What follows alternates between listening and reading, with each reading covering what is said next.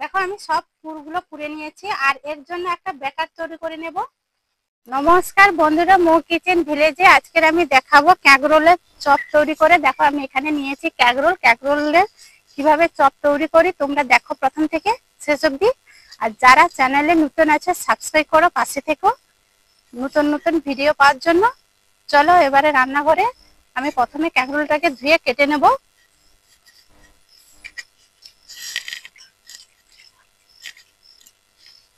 দেখো এটাকে আমি ধুয়ে নিয়েছি, এই মতো করে কেটে নেব।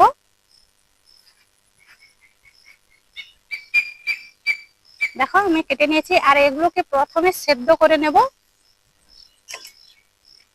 ক্যাকরোল গুলোকে কেটে নিয়েছি, এরপরে আলুগুলোকে সেদ্ধ করে নেব। আলুগুলোকে কেটে নেব, দিয়ে সব একসঙ্গে সেদ্ধ করতে বসিয়ে দেব।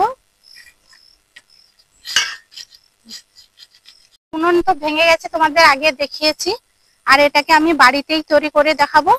আর দেখো উনুনটা আজকের আমি তৈরি করেছি, সবে শুকনো হয়নি এখনো অবধি। চলো এবারে বাড়িতে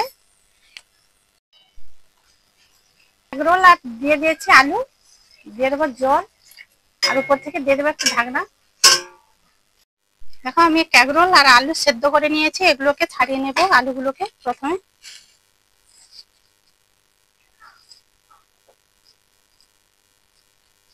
বের করে নেব। দেখো পুরটাকে এর মধ্যে দিয়ে দেবো। আমি পরিষ্কার করে নিয়েছি। এইরকম যদি রেসিপি বাড়িতে বাচ্চাদের তৈরি করে খাওয়ানো হয় তারাও এই মতো করে সবগুলোকে আমি তৈরি করে নেব। এর মধ্যে কড়াই বসিয়ে দিয়েছি আর কড়াইটাতে দিয়ে দেবো সরষের তেল, কারি পাতা, রসুন কুচি,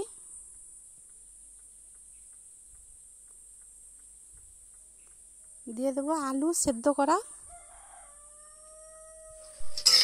দেখো আলুগুলোকে মশলার সঙ্গে একটু মিশিয়ে নেব। আর এখানে দিয়ে দেবো পরিমাণ মতো হলুদের লঙ্কার গুঁড়ো,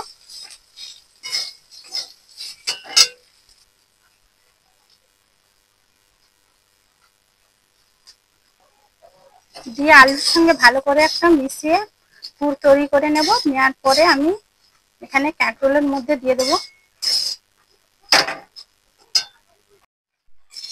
দেখো আলুর আমি পুর তৈরি করে নিয়েছি।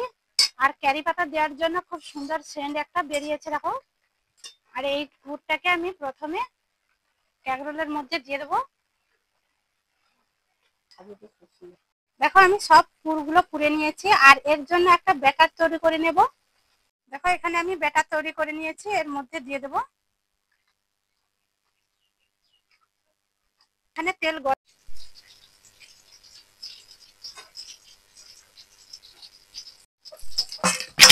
উল্টে পাল্টে আমি ভালো করে ভেজে নেব মুচমুচে করে। দেখো আমি মুচমুচে করে ভেজে নিয়েছি, এরপরে তুলে নেব। দেখো আমি লাল করে ভেজে নিয়েছি মুচমুচে করে।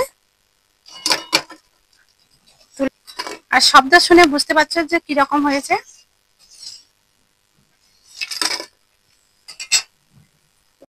দেখো আমি কিভাবে ভেজে নিয়েছি মুচমুচে করে, আর তোমরা শব্দ শুনে বুঝতে পারছো যে কিভাবে হয়েছে।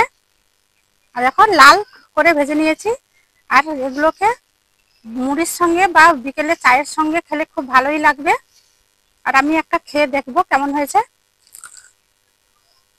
খুব সুন্দর হয়েছে ক্যাকরোলের পকোড়া।